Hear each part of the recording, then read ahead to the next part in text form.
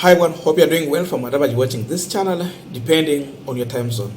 Now, after the Africa Climate Summit meeting that took place at Incase in Nairobi, it seems like Gachagwa got so much angry and pissed off just by the fact that someone decided to invite Raila Odinga into that event. Gachagwa was forced to receive Raila Odinga, and after that event, if you listen to the statement that is coming from Gachagwa, nothing positive. It's all about Raila Odinga, how he came, where he sat, who invited, and all those things. Nothing positive about the climate summit meeting Gachagwa has ever commented about. So there are two things that is making Gachagwa so much angry. And then the first thing is the ongoing talks between Kenya Kwanza and Azimio. Gachagwa is not happy about that. And number two, that African Summit meeting at KICC. And with all this, the statement Gachagwa is making, which seemingly is exposing the fear, insecure, and the doubt Gachagwa has about William Samoei Ruto. We might think that Gachagwa is talking to Raila Odinga, and no.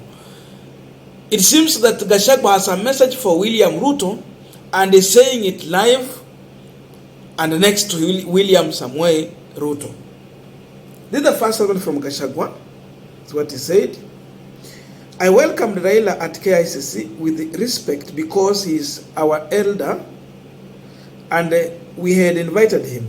Instead of staying in his seat, he wanted to go where elected presidents were. As has anyone elected him.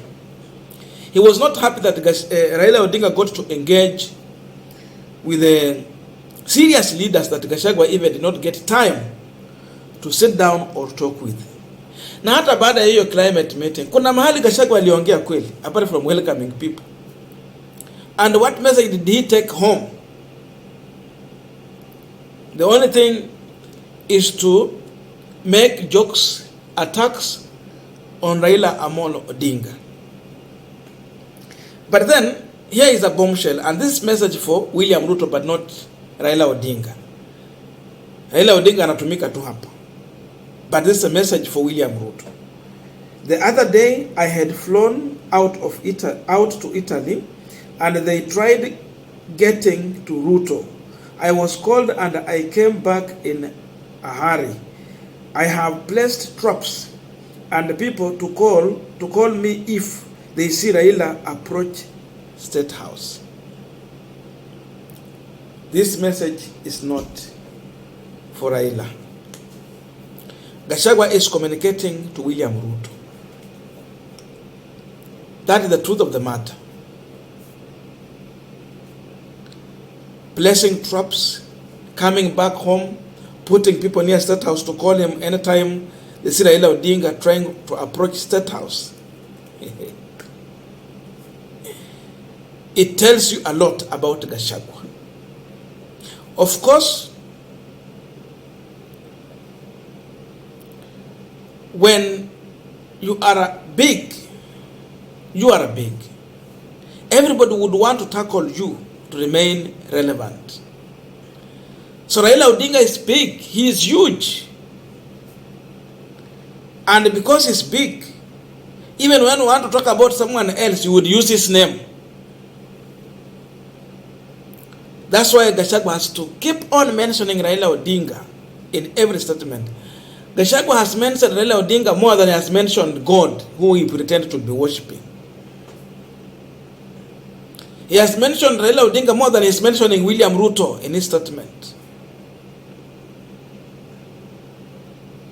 And that is now the new norm with Gachagwa. He will not live without... You remove Raila from Gachagwa's mouth, Gachagwa is irrelevant.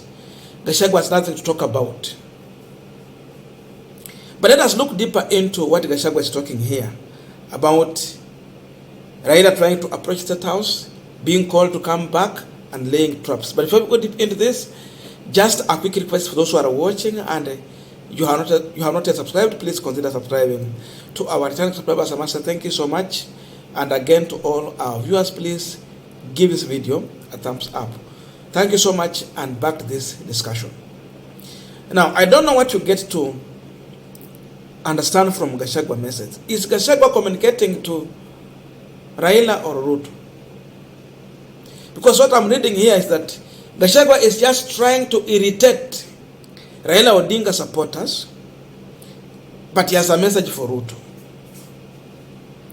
And what you should understand is that the first impression is that Gachagwa and Ruto, there is something he's worried about. Gachagwa is feeling that there is possibility of Ruto betraying him.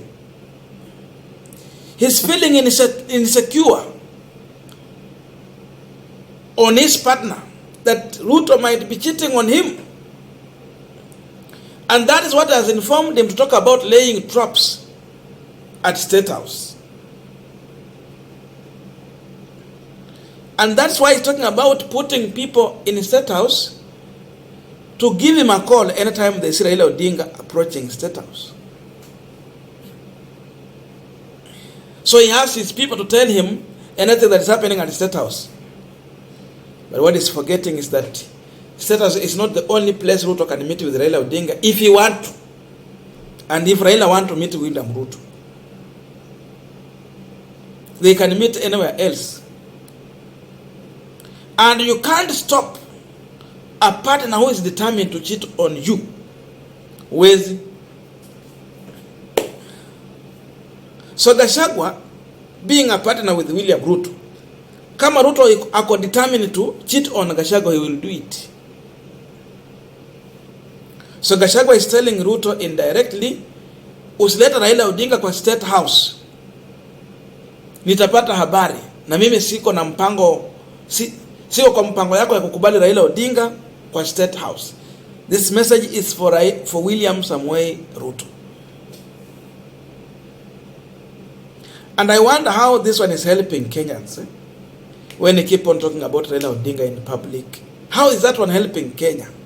Angekuwa anaongea mambo ya climate, the advantage they have got from that.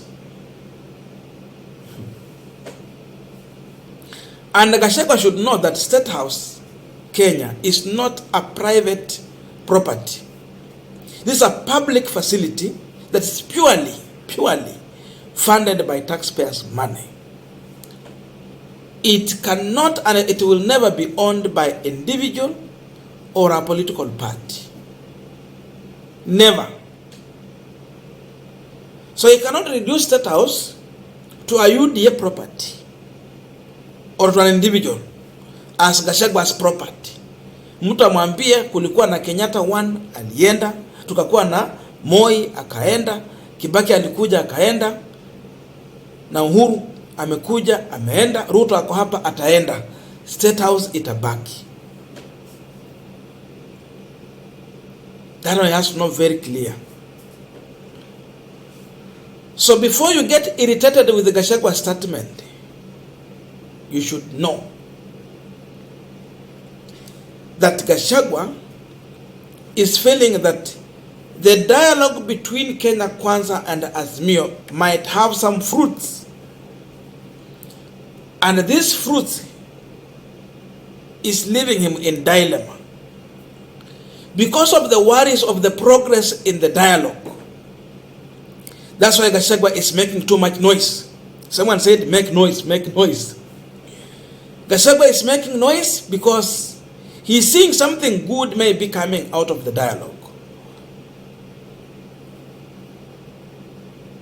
And because of the worry of unknown, you have been attacking Raila Odinga. And now that if there is a talk and there is something they are agreeing about, it means you are going to lose the political mileage that you have had for a long time by attacking Raila Odinga to look relevant in the eyes of people in Mount Kenya. Because then, if Ruto and Raila are agreeing on certain things, how do you attack him when your boss is in agreement with him? How? You are rendered irrelevant. Then the worry is all about positions and other things. Remember, In the bipartisan talk, they're talking about inclusivity. Inclusivity means not putting Azimio in William Ruto's government, but having the face of Kenyans in that government. You balance. Kama kuna Kalenjin wengi ndio umechuso kaeka kwa serikali, balance. Weka Waluya, weka Wajaluo, weka Wakamba, weka Wakenya wote, weka watu wa Coast, weka wa Kisii. Everyone should be included in that government.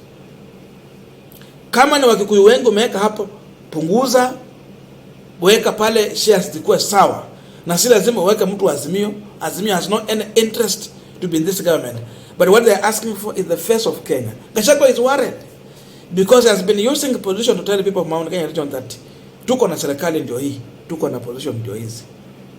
Again, he is worried that he will be kicked out of government. He will suffer once there is agreement between Ruto and Raila. What you want is disagreement. So Gachagwa is telling Kenyans he is insecure, he is in panic, and he feeling that Ruto is going to betray him. That's why he's making this kind of noise, and the noise is directed at the doorstep of William Ruto, but not Raila Odinga. That's what I can tell you.